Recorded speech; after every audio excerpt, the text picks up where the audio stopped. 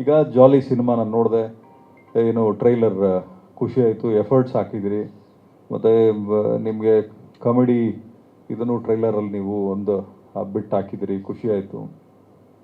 ಮುಂಚೆ ಹಳೆ ಸಿನಿಮಾಗಳು ನೀವು ನೋಡಿದ್ರೆ ನಿಮಗೆ ಕಾಮಿಡಿ ಸೀನ್ಗಳೇ ಹೆಚ್ಚು ಕಡಿಮೆ ಒಂದು 20-25 ಸೀನ್ ಇರೋದು. ನಿಮ್ಮ ಕಾಮಿಡಿಯನ್ಸು ನಿಮಗೆ ಅಟ್ಲೀಸ್ಟ್ ಒಂದು 8-10 ಜನ ಕಾಮಿಡಿಯನ್ಸ್ ಇರ್ತಾಯಿದ್ರು. ಈಗ ಅಫೋರ್ಡ್ ಮಾಡೋಕ್ಕಾಗ್ತಾಯಿಲ್ಲ.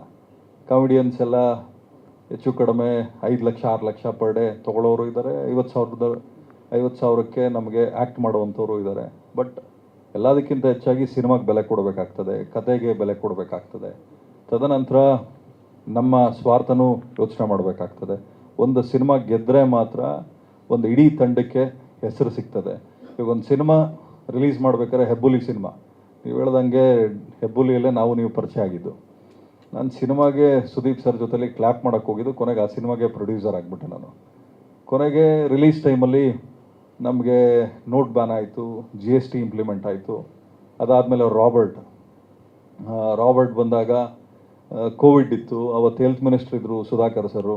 ಅವ್ರ ಹತ್ರ ಹೋಗಿ ರಿಕ್ವೆಸ್ಟ್ ಮಾಡಿ, ಸರ್ ಸಿನಿಮಾ ರಿಲೀಸ್ ಮಾಡ್ತಾಯಿದ್ದೀವಿ, ಮತ್ತು ಥಿಯೇಟ್ರನ್ನಾದ್ರು ಕ್ಲೋಸ್ ಮಾಡ್ತೀರಾ ಅಂತ. ಇಲ್ಲಪ್ಪ, ಇನ್ನೊಂದು 3 ವೀಕ್ಸ್ ಇಲ್ಲ.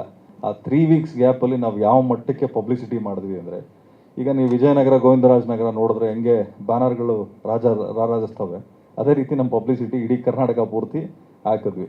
ಅದಾದಮೇಲೆ ಮದಗಜ ಆ ಟೈಮ್ ಬಂದಾಗ ಮತ್ತೆ ಸೆಕೆಂಡ್ ವೇವ್ ಕೋವಿಡ್ ಸ್ಟಾರ್ಟ್ ಆಯಿತು, ಉಪಾಧ್ಯಕ್ಷ ಮಾಡಿದ್ವಿ. ಸೊ ಎಲ್ಲ ಟೈಮಲ್ಲೂ ಒಂದೊಂದು ಅಬ್ಸ್ಟೆಕಲ್ಸ್ ಇತ್ತು. ಏನೇ ಅಬ್ಸ್ಟೆಕಲ್ಸ್ ಇದ್ದರೂ ನಮಗೆ ಬರೋವಂಥ ದುಡ್ಡು ನಮಗೆ ಬಂತು, ನಮಗೇನು ಗೌರವ ಸಿಕ್ತು.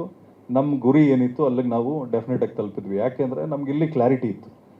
ಪ್ರೊಡ್ಯೂಸರ್ಸ್ಗಳಿಗೆ ಒಂತಲ್ಲಿ ಹಿಡ್ಕೋಬೇಕಾಗ್ತದೆ. ಪ್ರತಿಯೊಬ್ಬರೂ ಕೂಡ ಸಿನಿಮಾಕ್ಕೆ ಗೌರವ ಕೊಟ್ಟು ಸಿನಿಮಾಕ್ಕೆ ನೀವು ಸೇವಕರಾದರೆ ಖಂಡಿತವಾಗ್ಲೂ ಸಿನಿಮಾ ನಿಮಗೆ ಸೇವೆ ಮಾಡ್ತದೆ.